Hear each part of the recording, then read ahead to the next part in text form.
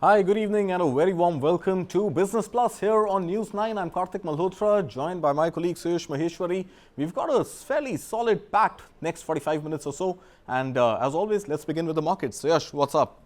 Yes, Karthik. So after a muted opening, Indian markets, were seen gaining some strength in the mid-morning segment, and as a result, Nifty was able to briefly surpass the 19,700 marks. However, the market failed on to build onto the bullish momentum, and as a result, the markets paired all gains and ended on a flattish note in today's trade. Now, Nifty ended just at the flat line and it gained about zero point 0.3 points in today's trade. It was up about it closed at below the 19,700 levels, whereas Sensex only gained about 14 points to close marginally above the 66,000 mark. Now the broader markets continued their outperformance. Nifty Midcap 100 gained about 0.66% in today's trade, whereas a small cap index ended on a flattish note. It was up about 0.04%. Now, India VIX, the volatility index, also saw a sharp spike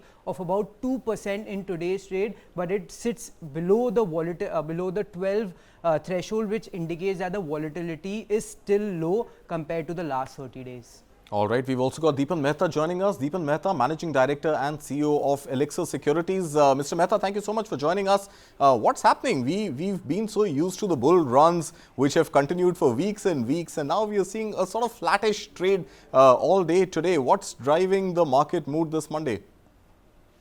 Yeah, thank you for having me on your show. I think it's nothing surprising. What we are seeing here is consolidation taking place within the stock market. And after the way the stock prices are moved up, especially small mid-cap stocks, we are seeing the market taking a bit of a breath over here. Also, generally, there is no fresh news flow, positive or negative, which can really move the markets at this point of time. And soon we'll be entering into earnings season. So that's going to have its own set of in stock-wise volatility, and investors like to wait and watch until we see some more news coming in from the corporate sector. So this is just pretty about normal, and I'm glad that it's not correcting as much as one would expect it to be. But at the same time, I think investors need to be cautious that there could be a correction down the corner. So as far as we are concerned, we are just adopting a wait and watch kind of a strategy at this point of time. Mr. Mehta, I think there was also this talk about the Indian markets being overheated, and we saw when the bull run momentum was carrying on unabated. We also heard that perhaps Indian markets could be a little overheated at this moment. But with the correction, like you mentioned, not really happening, can we assume that we have indeed reached that Goldilocks situation of the markets neither being too hot, not too cold to digest? Well, that's nicely put. But I think corrections can be of two kinds. They could be actual price-wise correction or time-wise correction, and price and time-wise correction as well. I think what we are seeing just now is largely time-wise correction. Markets really haven't really corrected as much. And this particular scenario can last for a little longer period of time as well. But as I said, I think, stock prices have moved up. Valuations are on the expensive side. Yet on the other hand, the fundamentals of the Indian economy and corporate earnings remain strong. So we have these, counterbalancing forces taking place over here, and that's what makes our markets quite interesting. But broadly, I think from our perspective, we do feel that a correction is necessary and should be around the corner. It's just a question of when, and that is a big question which you cannot answer at this point of time. But I think it will happen sooner rather than later, and it will happen suddenly without giving any warning or anything. That's how it technically does happen. But on the whole, I think considering the valuations, there's not much of margin of safety, and maybe investors just wait and watch.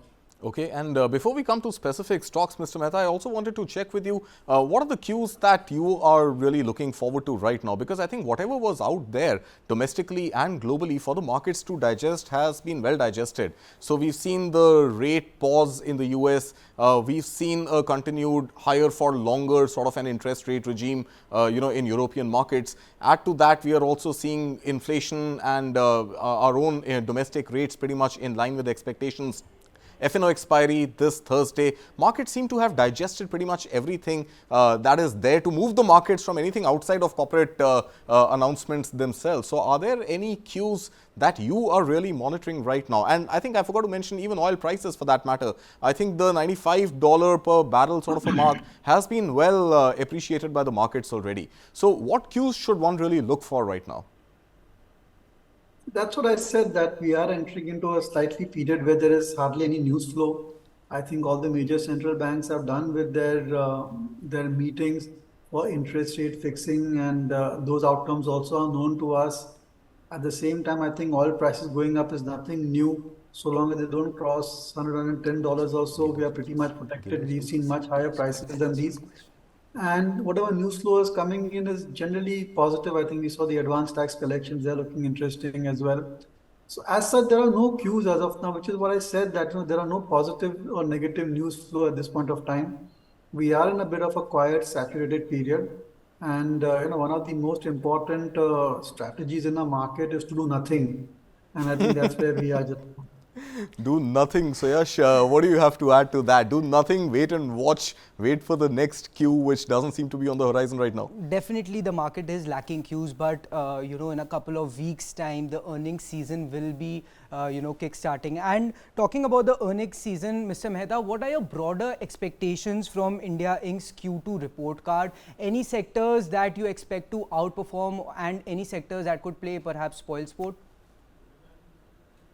Actually, it's going to be a very beautiful earnings season. That's the best way I can describe it. Because I don't see any black spots at all. In fact, technology also, some of the stocks over there may surprise on the upside. A lot of large cap tech companies have won huge multi-billion dollar orders. Let's see how they progress on implementation. Mid-cap IT was anyway doing pretty fine. They were sustaining those 12 to 18% above growth rates. Metals have also started to do better with higher margins on account of lower input costs. So I'm pretty certain that it'll be a good earnings season. But sometimes what happens that we are entering the earnings season at a so-called high, and expectations will start to build up before we enter the earnings season. And then there's even a minor miss, or even if the company is able to meet the street expectations, we have this sell on news syndrome, and that may kind of take over the market. So while I don't see any red flags in this upcoming earnings season, it's just that expectations are high, and when expectations are not just met, but beyond the expectations and numbers don't come through, then there's somewhat of disappointment.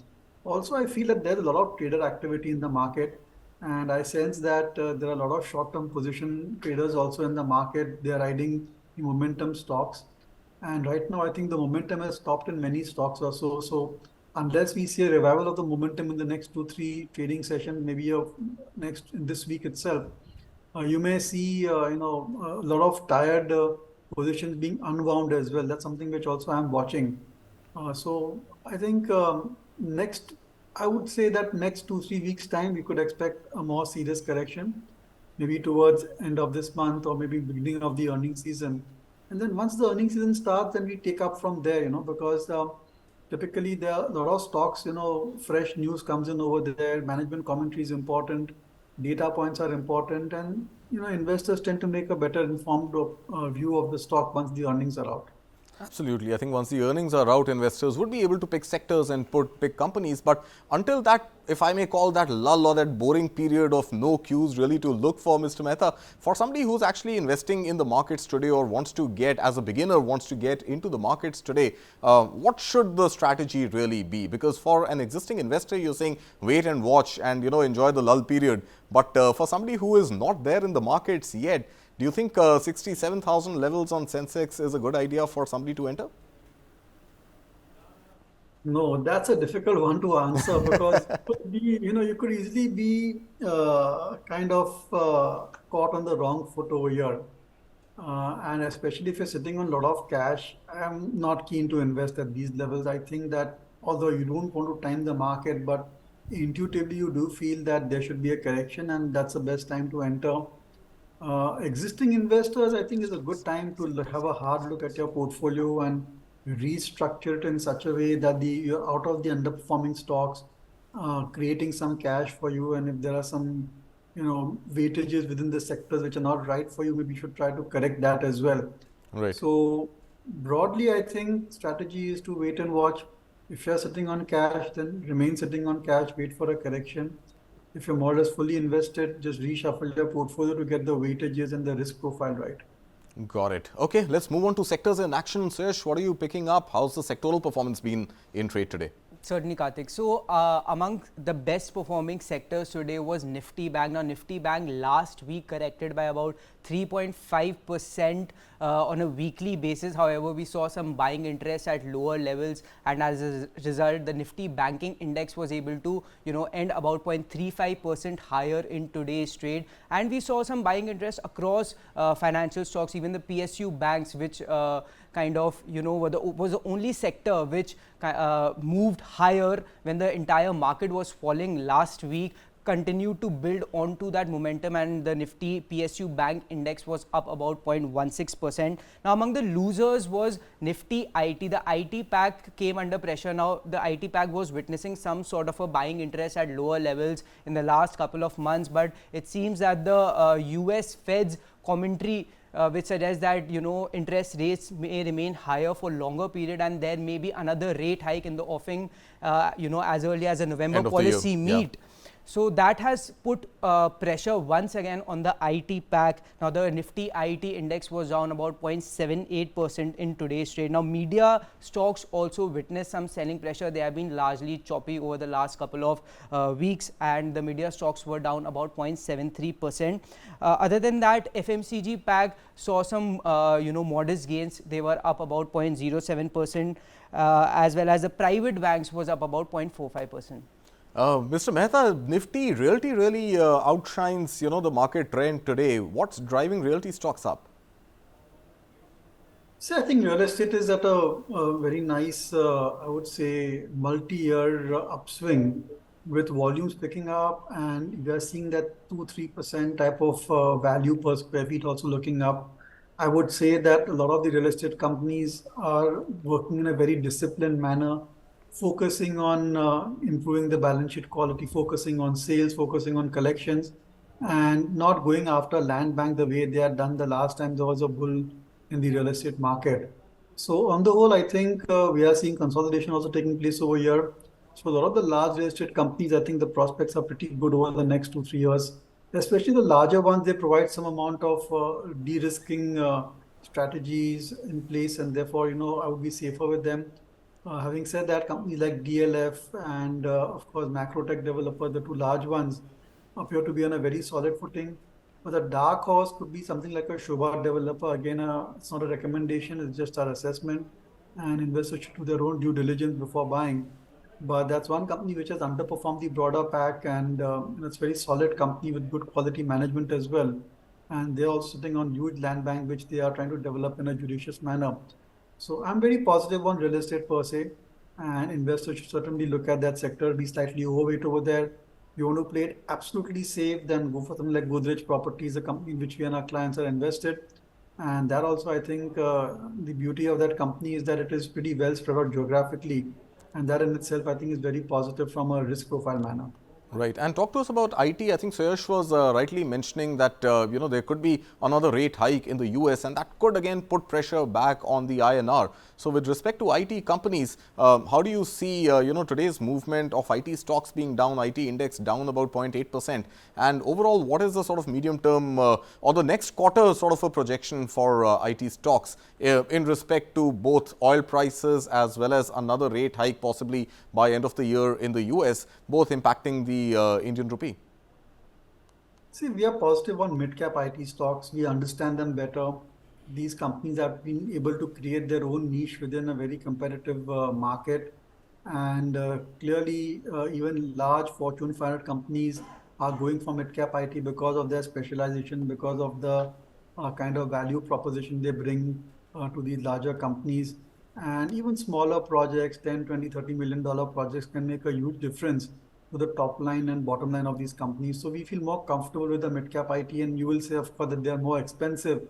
But then their growth is being supported by higher valuations. So companies like Persistent Systems, KPIT, Tata Elixir, Happiest Minds, Coforge, I think they are having industry-leading growth rates.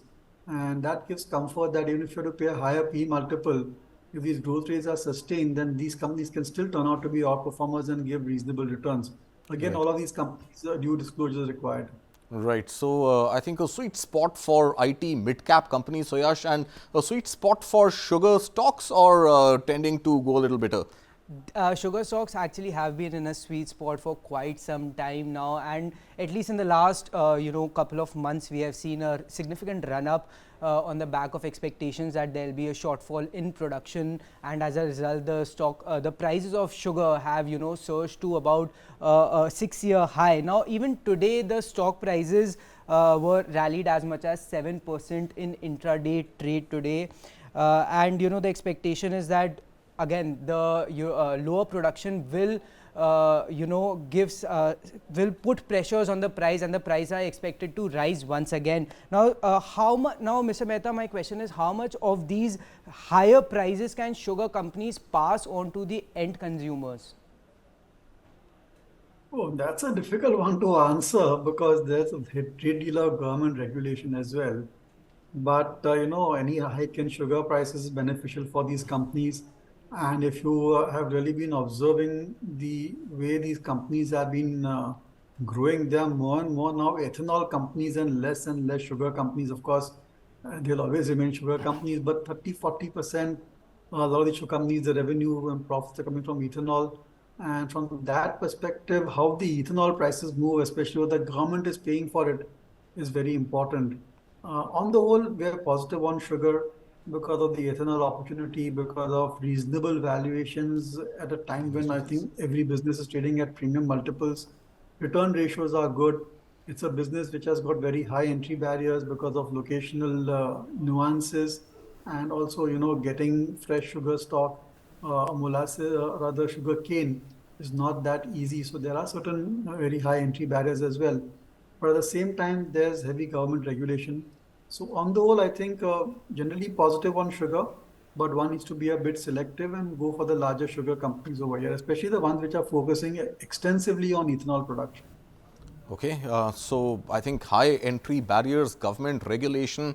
Why would any sugar operator not want to, pass on the high prices back to the customer if there isn't much competition that's likely to emerge? But let's look at maybe, the gainers and losers today before we let Mr. Mehta go, Suyash. Yes, Kartik. So among the gainers today was Bajaj Finance. Now the stock gained about 4.5% in today's trade after media reports suggested that the company is looking to raise about 800 million to about $1 billion via QIP or a preferential issue route to fund future growth. Now details of the mega fund raise will be discussed in the company's board meeting, which is on October 5. Now following the development, CLSA, which already has a buy rating on the stock, has raised the target price on Bajaj Finance to about 9,500, implying an upside of about 27% from current levels. And Jefferies is also bullish on the stock, and it expects the FY24 earnings per share and book value per share to rise about 6% and 11% after the fundraise. Now, buoyed by the gains in the subsidiary, Bajaj Finserv also saw some run up. It was up about 2% in today's trade. Among other gainers were Tata Consumer Products, Apollo Hospitals, which gained about 2%, and Coal India, which continues on its run. The stock was up about 2% after taking a breather last week. Okay, let's move to the losers, Suyash, who, apart from Delta Corp, who else do we have on the loser stock today? So among the blue chips, Kartik, Hindalco was I think the top loser today. The stock was down about 2%. Now the stock has been, it has gained about 20% or so in the last 6 months. But now there are concerns that labor shortage will be there in the aluminium industry. As a result, the stock is seeing some selling pressure at higher levels. And perhaps after the recent run-up that we have seen in the Hindalco stock, there is some base building activity going on before the stock starts another leg of up run. Infosys, which has also gained about 4% 0.4% in the last month or so, saw some profit booking, and the stock was down about 1.4%. Other losers among blue chips were SBI Life, which was down about 1.77%, Hero MotoCorp, which was down about 1.63%, and Mahindra & Mahindra, which lost about 1.25% in today's trade. All right, Suyash, thank you so much for that update. Mr. Mehta, before we let you go, I think one stock, of course, we've looked at the blue chips, but one stock that really took a massive beating today was also Delta Corp. And we've seen the sort of retrospective taxation which is happening on online gaming companies. What's your broader view on the e-gaming sector, Mr. Mehta? First, the disclosure, unfortunately, we are shareholders of Delta Corp. And, and we are sharing Not a their good pain. day, not a good day to be a shareholder of Delta Corp, sir. My apologies to you. But how do you see the sector? See, it's such a tempting business proposition. I mean, Indians love to gamble, and this is the only listed gambling company per se. And mind you, if you go globally, a lot of these companies have created great value and given very good returns. Again, a business which has got very high entry barriers, obviously. And this was one company which was, going on its path, going on its right strategy, and Goa as a destination for tourism is improving by the day. So all the kind of stars align to make Delta Corp a great buy, but then we have this regulatory, I would say, hammer A on the regulatory company. mountain, sir, not a bump. It's a regulatory mountain which is staring sharply at all e-gaming companies. But in your independent assessment, sir, I understand you've made a disclaimer that you are a shareholder at Delta Corp. But in your independent assessment, is it fair to look at games of skill and games of chance in the same breath? I see this business is going to keep on scaling. They just need to figure out a way to get around all these GST-related issues. And when that can happen is a big question mark. So there's so much of uncertainty surrounding such businesses, including Delta Corp, which is why I think there's no point investing in at these levels. But like me, if you're already an investor, then I would say the time to sell is gone. And just matter to just remain more or less invested and hope for the best. Right, Mr. Mehta, hoping for the best, not just for your own holding in Delta Corp, but I think for all the gamers out there and the gaming firms which are in their own bit adding to the economy. Wishing them all the best and good luck. But Mr. Mehta, for now, thank you so much for joining us, and we hope to have you Thank you back for having with me. us very, very soon. Have a lovely day, sir.